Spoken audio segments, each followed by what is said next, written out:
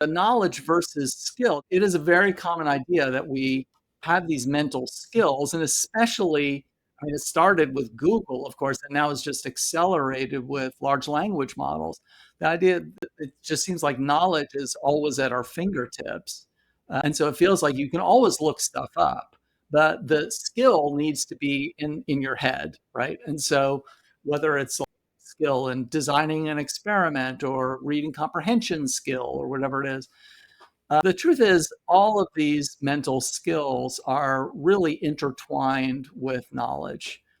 So, one example I give is I teach scientific reasoning, and I teach my students here's how you set up a scientific experiment. And I talk about it in ways where it's very abstract. Like, you have these principles that seem to be independent of any particular content, like good experiment always needs a control group.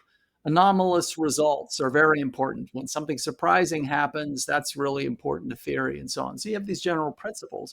You can memorize the principles, and my students can tell me back the principles on a test. But in order to apply them, you need background knowledge. So, like, the simplest example is when you say surprising results in an experiment are especially important.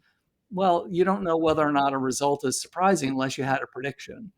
And the prediction is coming from your prior knowledge of, like, enough about memory now that if I showed you an experiment, you would be able to judge, like, yeah, I kind of thought that's what would happen in that experiment. Or conversely, like, oh, that's really surprising. Many of your listeners, I'm guessing, don't know that much about memory, and they wouldn't be able to spot an anomalous experimental result. So this is just one reason from one domain, science, of why it's not really useful to think of skills as being completely separate from knowledge.